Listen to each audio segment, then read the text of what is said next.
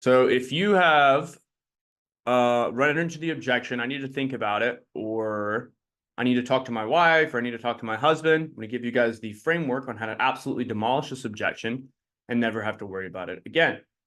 So coming into this objection kept me up at night when I was first getting started in this business, because it was one of the only objections I just couldn't get around without just like sheer putting my client in a verbal headlock, basically.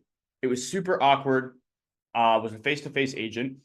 And so every time that I was talking to someone, it was just like super weird and awkward, right? They'd be like, I need to think about it. And I'd be like, great. You'd be stupid not to think about it. What specifically do you want to think about, right? It was awful. And then the worst one was like, they'd say they were going to talk to their spouse. And I'd be like, great, let's just get this done now then. That way you guys can talk about it later, right? It was just awful. Didn't know what I was doing. And it was only a few missing keys that I had, and I'm going to talk about them today. Now, before I go into the objections, the word tracks, how to overcome it, and all the tactical mechanics behind it, I want to talk more about the strategy and understanding some of the information that goes into it so that you guys have a foundation to build your house on. Is that cool? Awesome. Alrighty. And I'll probably stop periodically to take questions per section. That way we're prepared to handle this. So, let's talk about the difference between smoke screens and objections. So smoke screen is what they tell you, which is I need to think about it. I need to talk to my wife. Donna, what's a smoke screen?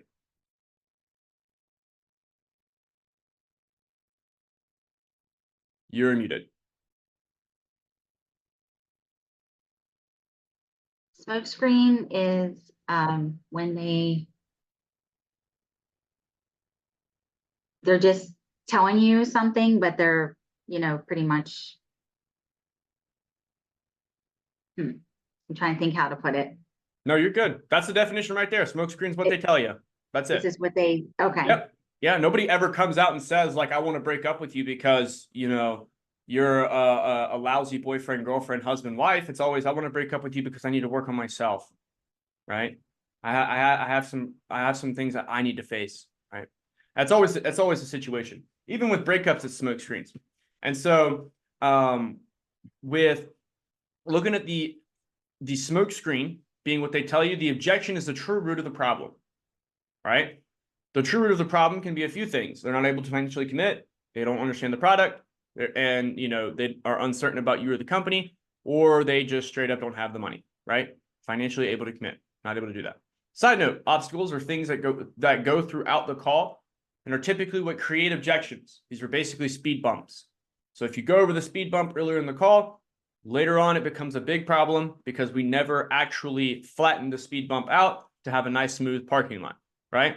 So obstacles are easier to answer than objections, right? So Corey, real quick, what is the difference between, I'm going to move this down. What is the difference between an objection and a smoke screen? Objection and a smoke screen. Yep. Smoke screen is going to be their shield, their defense. Yep. It's not going to be the real objection. You're going to have to ask more questions to uncover the real objection. That's just their first line of defense. Yep. On not wanting to move forward, basically.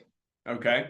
Now, let's say that I overcome a smoke screen. I just clear the smoke. Have I beat the objection yet? No. Right? Just because I walk in the front door doesn't mean I moved in, y'all. Right? So like let's take that into consideration, because just because someone says, "Oh, I need to talk to my wife," and you respond does not mean you beat the objection. There are levels to this thing. The same way that you don't, step on the first step of the stairway and get to the top of the next floor, right?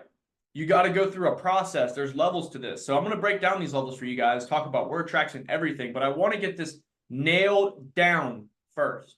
Smoke screens is what they tell you. Objections is the true root of the problem, right?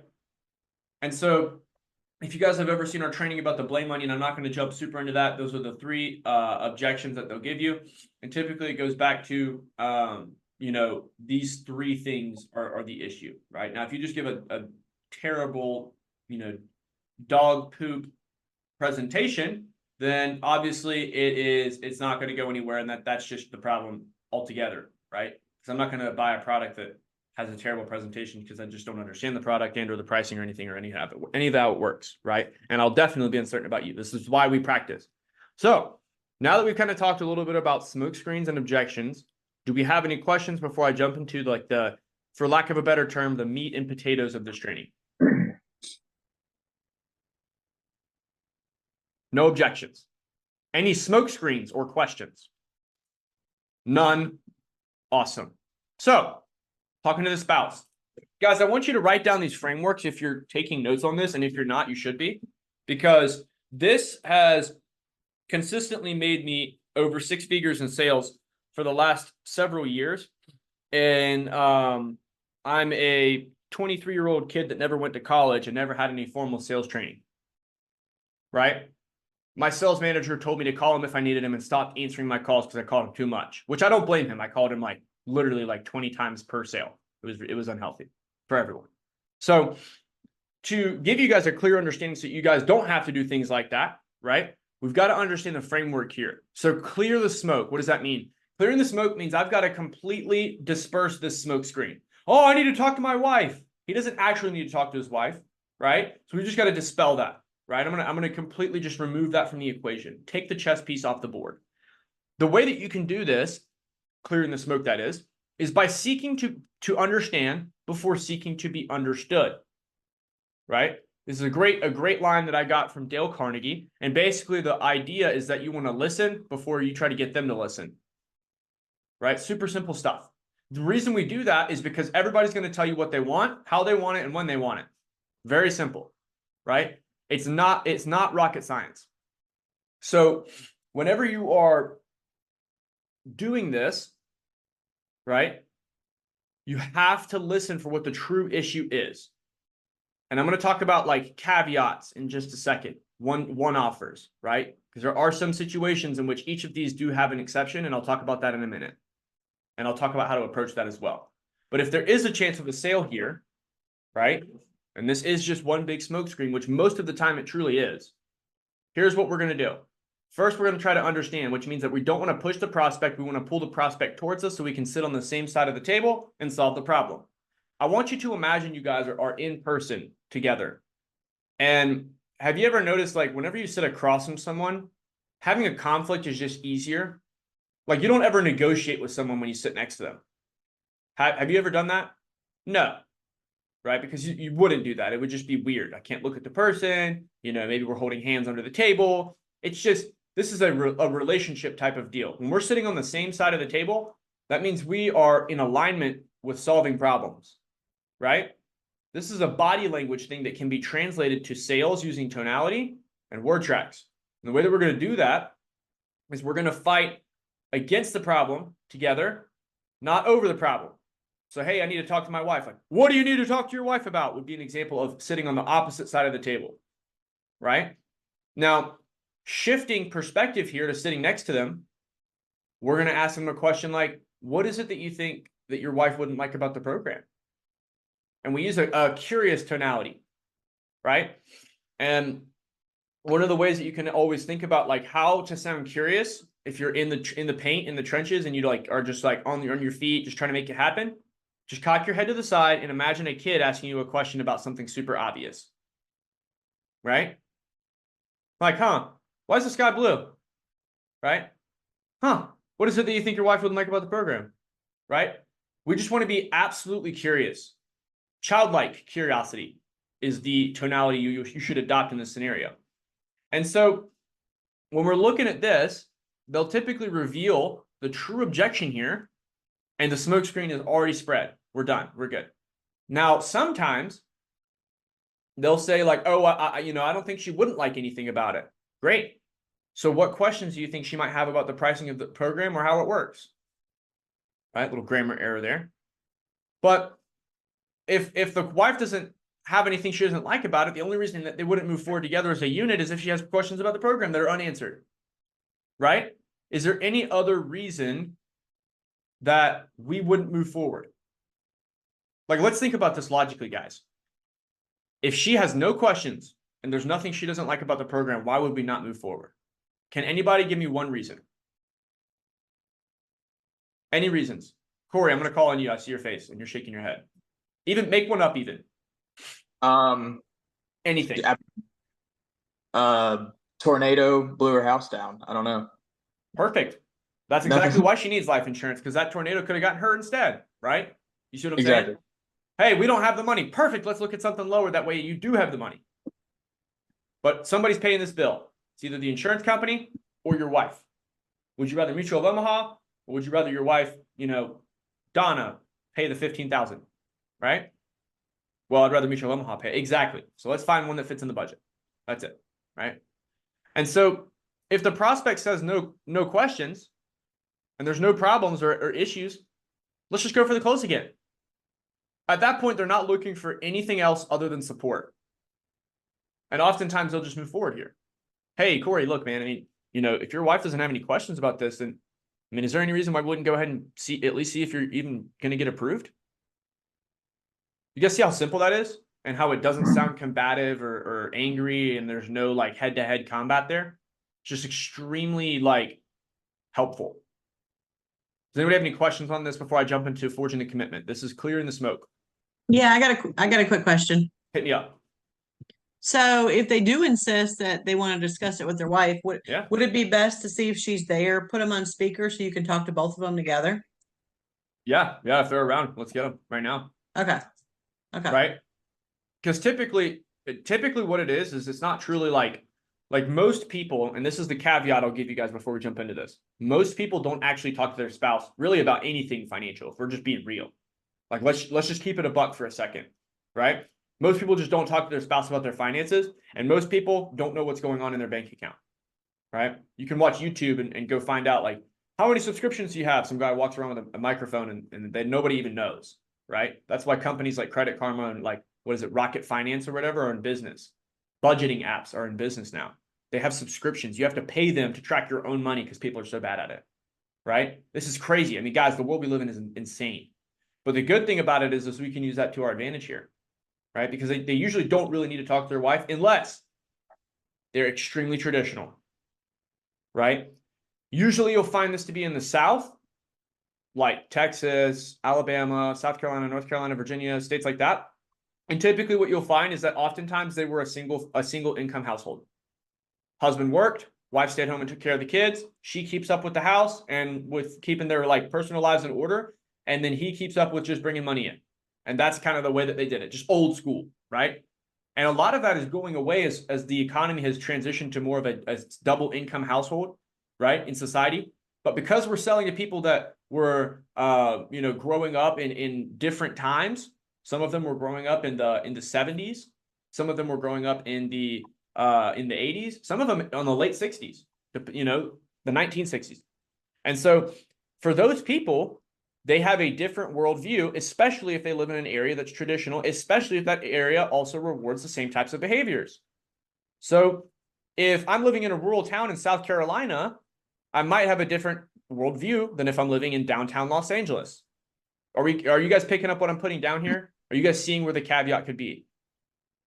The other exception that I've seen is Asian people. So what I found, and I had to research this. Apparently, it is very common in Asian culture, all across, anywhere from China to Korea, all of them, for the woman to manage the finances instead of the man. And it was interesting because it's well over half. It's well over half. And so I was like, whoa, that's wild. So one of the caveats there is that if you have an immigrant family from Asia, and you'll come into them fairly often if you're calling in California or some of the northern states closer to New York, you will find that oftentimes them talking to their wife is true, right? They genuinely do not know what's going on with their finances because the wife manages it. And that's how their culture operates. So it's a different situation. And then there are just one-off situations where a guy actually doesn't manage his finances at all. His wife takes care of everything and balances the books. She's also working.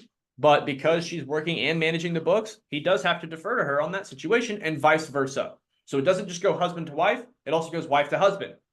And so the hardest ones to close are the guys that don't manage their own finances and their wife handles it, or the women that come from the traditional single income household that don't know anything about the finances and they have to defer to their husband for everything, right? And so these are the situations that are going to be extremely and like borderline impossible to close unless you can get them on the phone, like Jerry just said. And those are the situations when you have to get them in the deal, or if you do get the deal, it will fall apart, right? And so you have to be careful with using these because I'm giving you the keys to the kingdom on how to be wildly influential. But if you go through one of those situations and navigate it properly, like I'm about to show you, then you can lose your business, get a chargeback, and ultimately end up creating a problem because now you forced something in a situation where it was an abnormal close for them. They're used to doing that thing together, right? And so you do have to be a little bit careful with using this, and there is a line, but this is how you guys are going to discern whether or not that line is there. And so, like I said, for the ones that are closable, this works every time. Let's talk about forging the commitment. Great question, Jerry. Any follow-ups on that before I jump through this? Beautiful. Alrighty. So when creating a commitment, they have to be certain of their decisions, meaning oftentimes they do want support in making a decision to make sure that they are not making a mistake, which is why we always use past agreements. Who here has ever made a decision and wanted someone's opinion on it? Anybody? Everybody. Wow. Awesome. Me too. This is just human nature, right? That whole if Johnny jumps off a bridge, are you going to jump off a bridge? Yeah, if Johnny didn't go splat, right? Because if Johnny's okay, then I'm totally fine, right? Oh, well, if Corey bought life insurance, well, I'll get life insurance, right? But it's always scary to be the first one to jump off the bridge or the first one to do something if you don't know anybody else that's done it. And so in this scenario, we've got to find out what their support system looks like and whether or not their support system is in fact supportive of the situation. And we call this past agreements, right? You guys ever talked about something and then you go out and you make the decision because you've already talked about it? Maybe you walk by your husband and or wife or friend in passing and you're like, hey, do you think I should get this car? It's like $500 a month. Got to put like $3,000 down. Great shape, no damage, fairly newer. Seems like a good deal. Yeah, go ahead, go do it. And then you go buy the car, right? If you go and buy the car, you don't have to call back and be like, I don't have to be like, hey, Tim, do you think I should buy this car? It's the exact same deal we talked about earlier, right? Or, hey, wife, do I need to buy this? Should I buy this car? It's the exact same thing that we already talked about. That's just stupid, right? Doesn't make any sense. It's illogical. And people are illogical, which is why we have to remind them of this, right? Because I'm not going to be thinking about in the moment where Corey's trying to close me and I'm like, oh my gosh, I'm about to spend money and make a commitment and a decision. Oh, I do remember about that conversation that I had with my wife back 3 months ago about life insurance. And then she told me to do this and this was our budget. I'm not going to think through that. I'm just thinking about the decision itself. And we have to shift their focus to what this looks like. So when we go to past agreements, we're always going to reference that they've already received the support. And this is just a reminder and that everybody's already on board with the decision. So all they need to do is move forward, right? So ways that we do this, asking the questions. Oh, okay, great. Yeah. Like, let's say we go through all this here. No, she doesn't have any questions. Okay, perfect. Have you and your spouse talked about this thing before? Yeah, we have. We have talked about it before. Oh, okay, great. And then when you guys talked about the insurance, did she approve of you having the life insurance, or is that why you started looking into it? No, that's why I started looking into it. Oh, perfect. So I'm not going to go into that just yet. Hold on. Let's stop right here. Forging the commitment. You guys see the transition? This is the bridge of trust that's going to go into this close here, right? What we're doing is we're throwing ourselves an alley-oop. We're throwing the ball off the backboard and we're about to slam dunk this deal. Here's another caveat. They've never talked to their spouse about it before. Massively hard to get around. And whenever they defer to someone else for making the decision, by the way, this is the hardest sale to make in all of sales. This is harder than price objections. This is harder than, coverage amount objections, resetting expectations, objections about this is the bad time, anything else. This is the hardest objection of all time to overcome in sales for any product line anywhere at any time, right? Because they're not taking responsibility for making a decision. And so what we're looking at here is we've got to figure out whether or not they've talked about it, because that's going to help us forge the commitment. If they haven't, I mean, you can try and shoot your shot, but the chances are you are going to have to book a follow-up appointment or rope the wife or husband into the call right now, right? Because otherwise, there's probably going to be no deal. Because if there's no past agreement, we don't have anything to forge the commitment with, right? There's no frame of reference for the proposed insured. Does everybody understand that real quick? Does anybody have any questions for me on this about forging the commitment, using past agreements, or anything like that? Okay. Either this is the best training of all time, and I'm doing this really well and nobody has any questions, or nobody's paying attention. Which one is it? Doing a great job, man. Yeah. It Okay. makes sense to me. I thought it was just going to be silence. Yeah, Nobody was super. going to answer. Yeah. I can't speak for Very everyone, good. but it's going. Yeah, Okay. very I- clear. Okay, good. I I'm agree. taking notes. I really thought it was going to be mute. And I was going to be like, oh, okay, nobody's paying attention. All right. Awesome. Cool. Let's jump into sealing the commitment.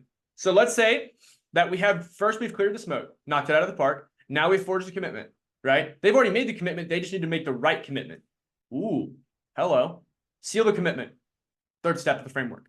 Okay, so we've brought to the attention of the client now that they do, in fact, have the support and there's no reason they can't move forward. And here's how we move the deal forward. What's up, Corey? I see you got a question. I just thought of one right before you moved on, but a lot of times when you touch this, a lot of times it just feels like they want to do it. They just want to. They want to feel or know that they're making the right decision. Exactly. They don't want to make the wrong decision. That, to me, in my opinion, is like their biggest fear that I see. Exactly. And this is exactly why we go to past agreements. Mhm. Right? Because people are unsure of making the decision by themselves and making a mistake more so than they are of like their wife or husband not approving. Like realistically, and we'll jump into this in a second, but realistically, like what is the worst thing that's going to happen? You know what I mean? Doesn't even make sense. So let's jump into it. Here's how we move the deal forward. We use the spouse's previous support for the purchase of life insurance as leverage in the sale.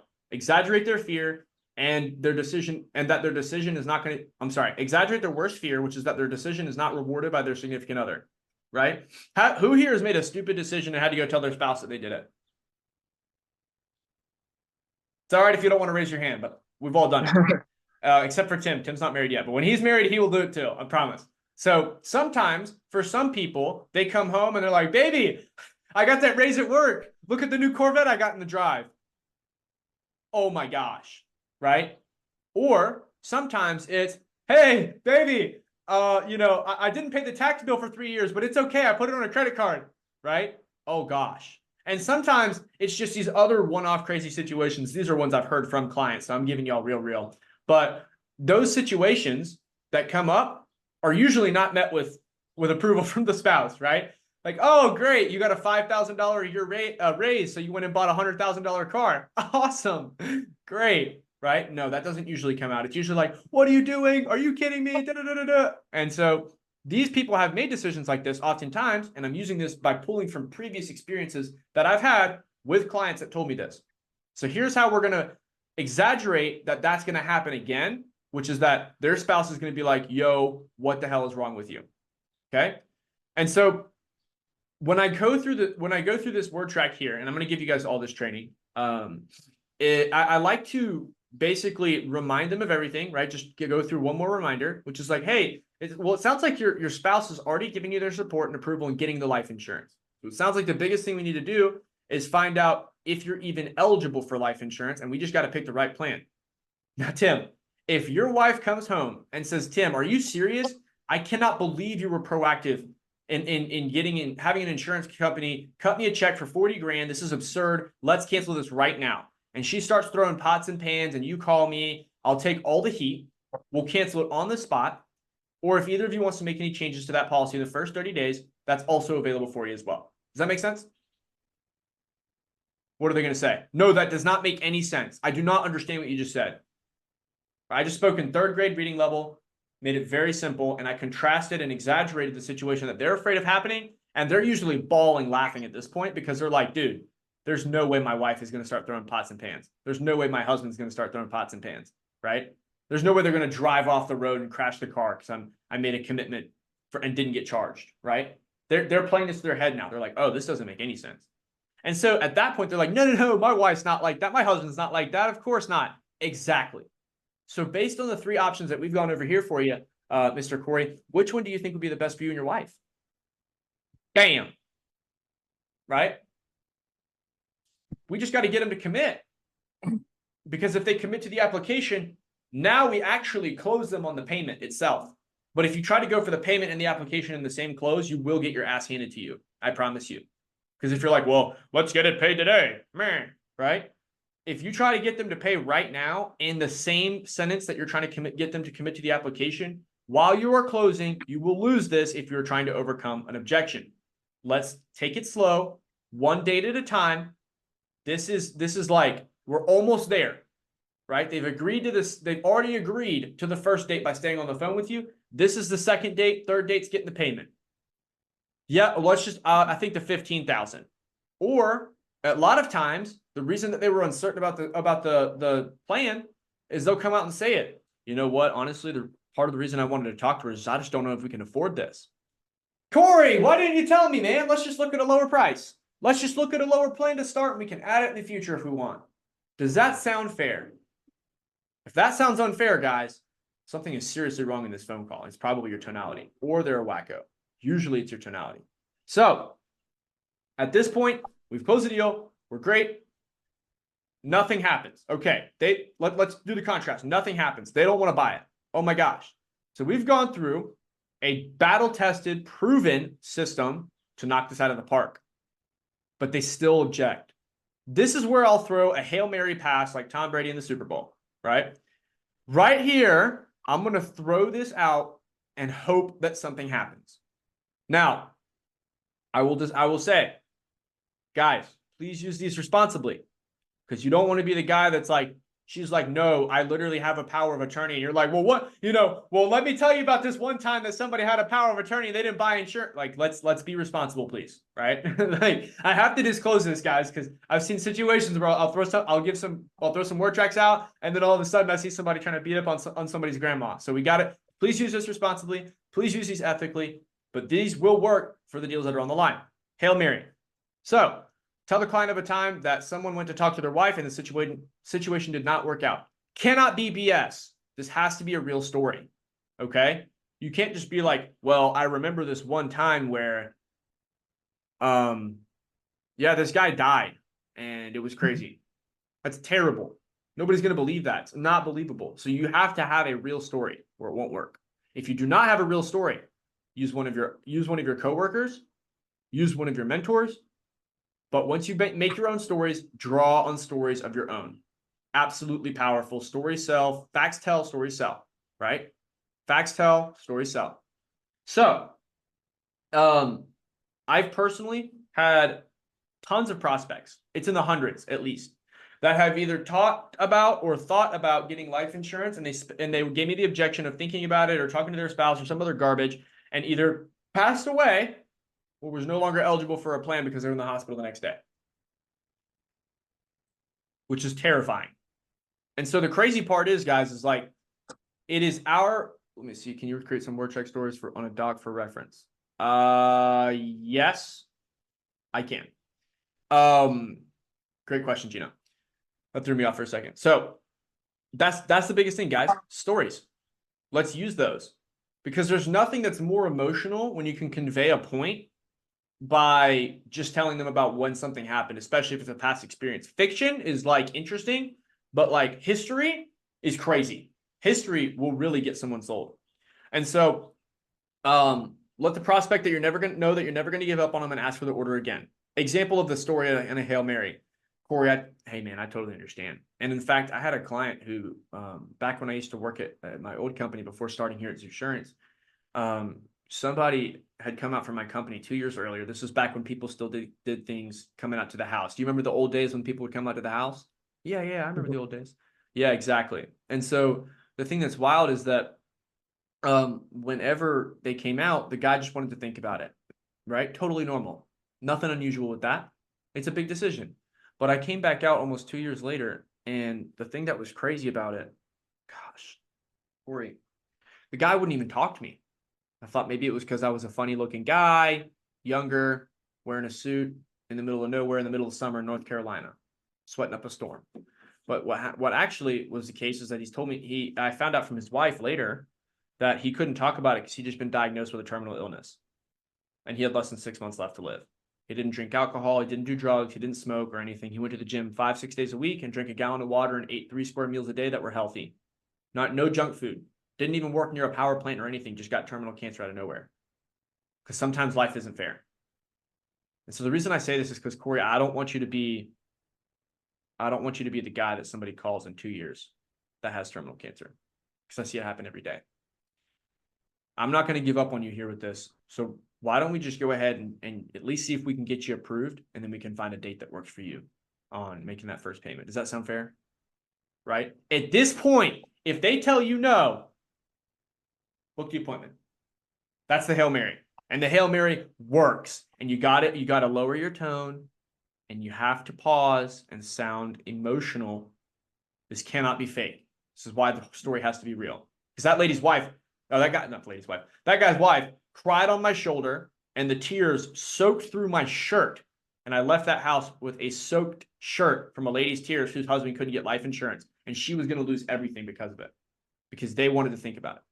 It was my responsibility to get them insured the first time 2 years ago when somebody else came out there as that agent. And the second best time, the first best time to plant a tree was 20 years ago. Second best time is right now. They couldn't even afford $30 a month at that point. And that was the lowest it would go. It was $38 a month. So, all of that to say, stories, facts tell, stories sell. So we've talked about smoke screens and objections, talking to the spouse, clearing the smoke, forging the commitment, sealing the commitment, and Hail Marys, which I love. Does anybody have any questions about this so far or anything to add?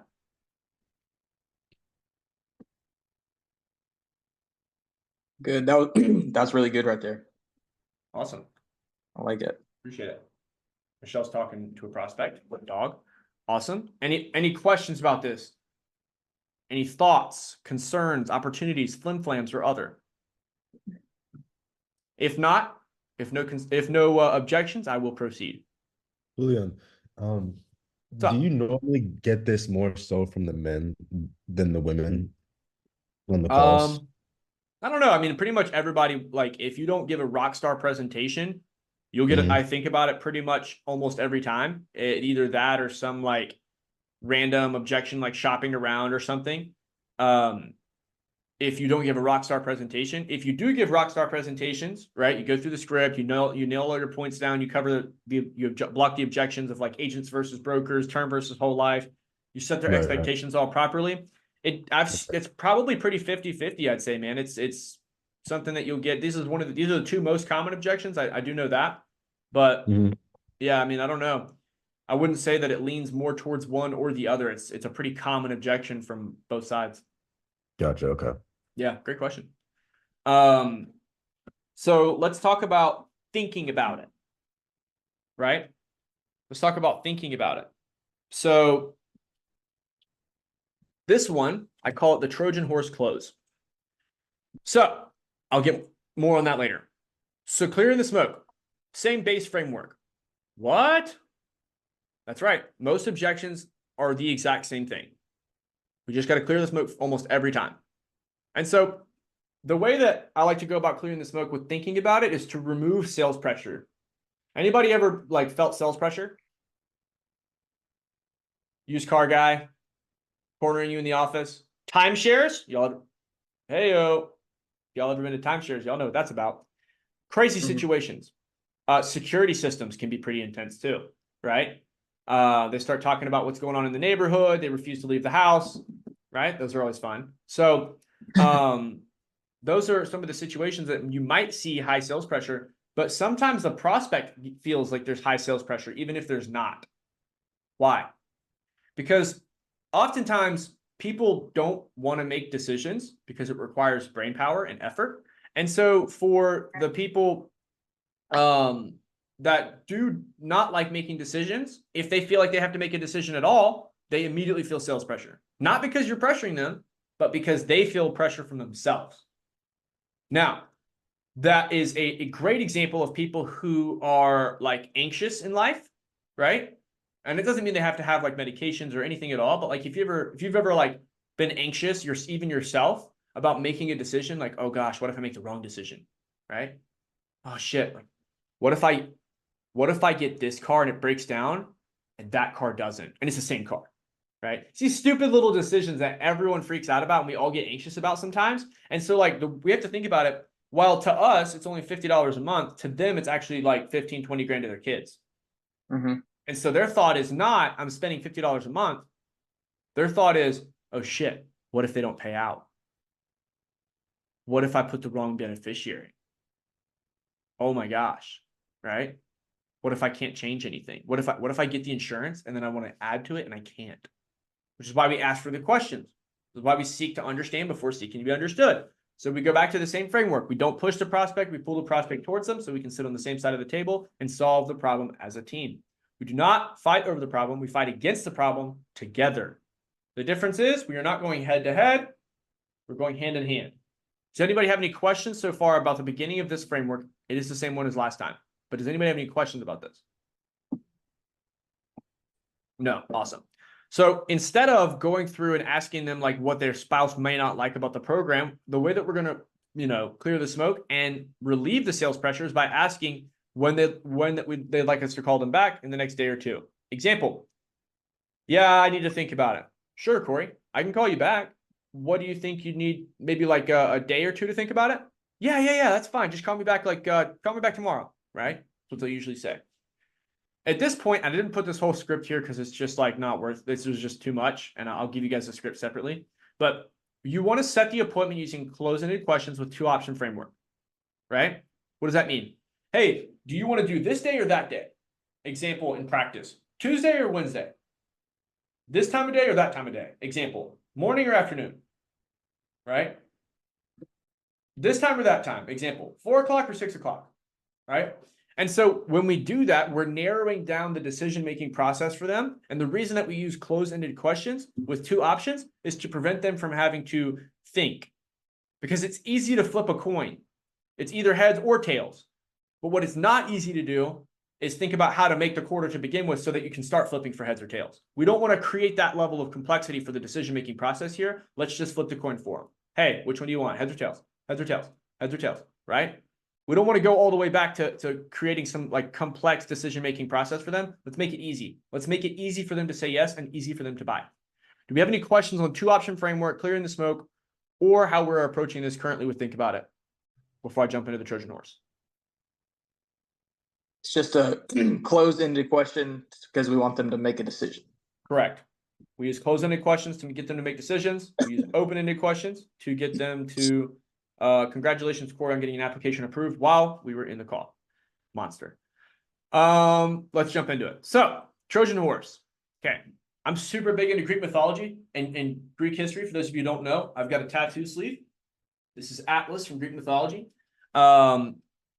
But basically, there was a war a long time ago between the Greeks and the city of Troy. And the Trojan horse was a product of this war because this war was lasting for 10 years. Oh my gosh. So it was said that this was like basically the Titanic of cities. It was basically said that this city was undefeatable, right? This city could not be penetrated in war. And 10 years of siege from the most talented, battle-tested armies at that time couldn't get into it for a decade. So, I mean, they definitely had something going right there, right? And so the thing that was crazy about this, and you got to think about, I mean, just like total side note, how wild it is that they were able to survive for 10 years in there without getting their water and food cut off and stuff like that. Like these guys were hustlers, right? That's wild. Back on track. So the reason why I say this though is because sometimes your prospect's mind is like the city of Troy. It's a complete lockdown fort. And that's why we relieve the sales pressure earlier in the call so that we're not sieging them for 10 years and turning it into a battle that then completely destroys the deal. So when we're going through and using this Trojan horse, this is the basic strategy if you're not familiar with this war. The strategy is basically a ploy to let your adversaries think that you've defeated them. You offer them a concession, letting them believe that the conflict is now over, right? This concession is how you defeat the adversary in the case the objection from a place, or disarm them instead of fighting the maximum security defenses, right? What that means, in short, is that we're taking off the sales pressure by letting them think that we've retreated, right? The Greeks got into their ships and sailed off. They left the beaches of Troy. They dipped. They got out of there. And they were like, oh my gosh, they left us an omen of good luck. Let's throw a party. No more war. They left. This is awesome. The ships are gone. No more war. Right? That's the best time to party, isn't it? I mean, 10 years and they give up. You'd have to be crazy to continue to try that conflict if you've already given up. It's just, right? Of course. And so, quick side note, your prospect is not an adversary or an enemy, but someone who needs your help. However, the objection and the problem preventing them from moving forward is you and your prospect's enemy, right? It is holding them back from doing something great. And for us to defeat this objection and help them believe in themselves enough to make this decision, it cannot be through brute force or a frontal siege where we're attacking the city of Troy, because this creates resentment, sales resistance, and if sold, where you just strong arm them into it, ultimately results in a chargeback. The Trojan horse peace offering completely removes all resistance in the sale and gives your prospect the ability to be open to suggestions from the agent, in this case, you. Does everybody understand what we've covered so far with the Trojan horse? Why it works, why we do it this way, and how effective this strategy is in dismantling sales resistance? Awesome. Okay, beautiful. So let's go through it here. Now, Corey, just so I can answer, we've already set the appointment, guys. Remember, we've already set the appointment. The call is over. The Trojan horse is in the city of Troy. Here's where the Trojan horse opens up and we take care of the city from the inside out, or in this case, the objection. Now, Corey, just so I can answer any questions you have for our appointment on, Tuesday, were you more curious just about the price of the program or really how the program works? Ooh, hello. Right? I'm talking about being prepared for the next call. It sounds like I've still retreated. The Trojan horse is working, my friends. Right? This will typically reveal something that they were uncertain to you about, and in which case you can overcome the objection and ask for the order. Oh, yeah, I mean, honestly, not too much. I've got to figure out if I can even afford insurance, to be honest with you. Oh, no worries. Well, I mean, while I've got you here, I can look at something a little bit lower to start, and then we can always add something in the future if you think that would be helpful. Yeah, let's check that out. Oh, okay, great. Let me look into it. Now, obviously the plans we had looked at were from, 150 to 200. Would it be helpful if we looked at something closer to the 100 to 125 mark or even lower than that? I just got to figure out what the frame of reference is. Right? Do you guys understand how we're able to get that objection out of them after we've cleared the smoke and used the Trojan horse? Right?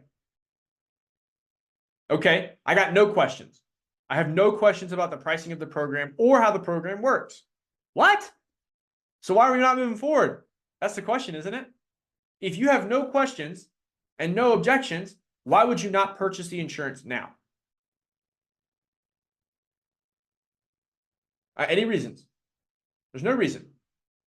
And so they're just having a triggered autoresponder going out because they're just like, oh my gosh, I'm getting sold. No.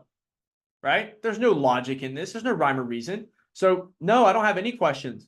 I don't have any questions about the pricing or the program. Oh, okay, that sounds good. Well, Corey, I mean, if you don't have any questions, is there any reason why we wouldn't apply today? And you notice the difference between this close and all the other close? This one actually asks for the objection. You know why? Because they won't tell me. They still haven't told me. Between the Trojan horse, clearing the smoke, and the entire conversation up to this point, if they haven't purchased, and I don't know why, and I followed the script, and I've covered my checkpoints, and they're still not buying, I don't know why. I genuinely have no clue.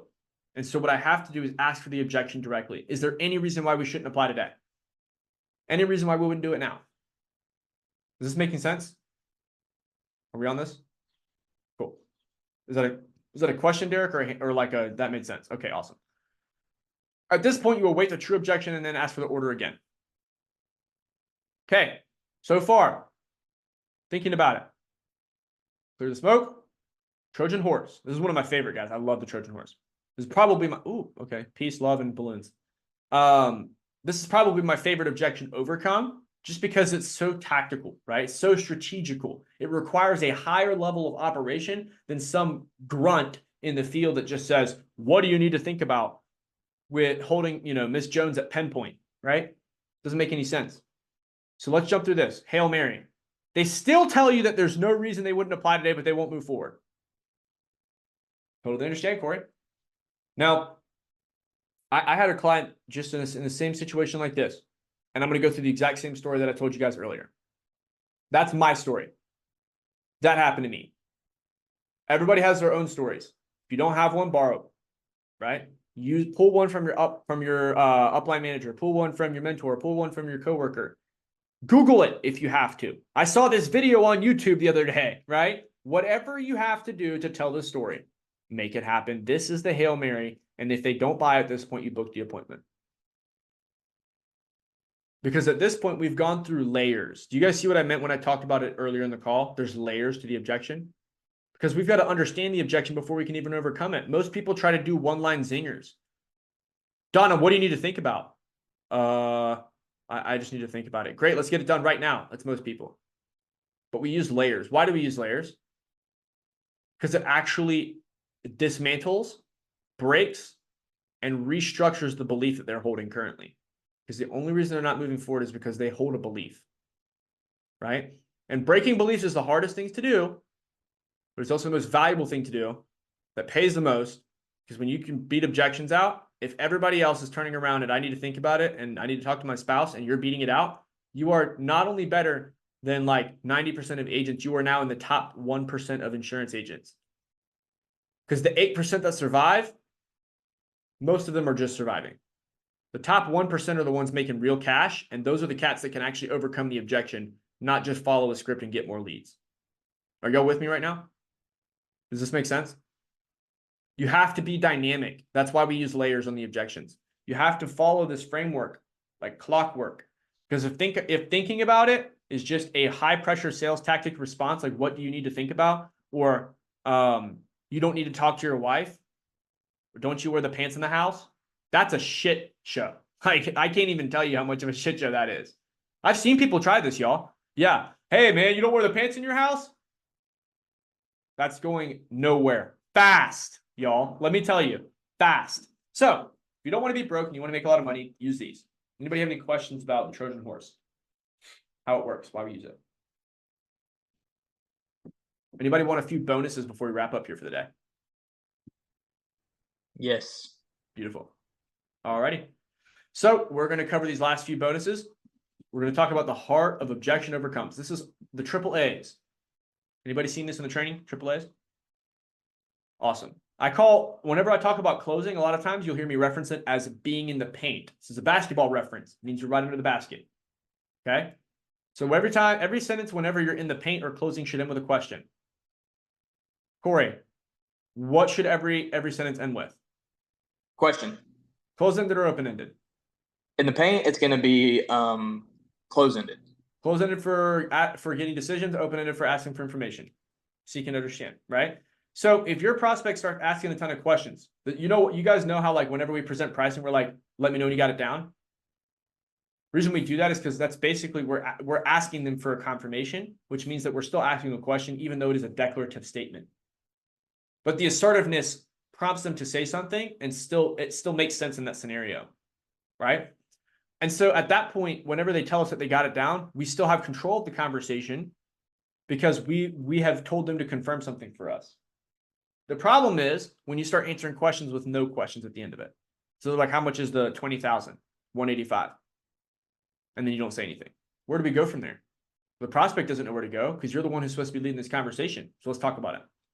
If your prospect starts asking questions and you're giving flat grammar, and you're giving flat answers with no ask at the end of it, you've completely lost control of the conversation, and you are headed for getting closed on why they're not buying today, because you're either closing or being closed.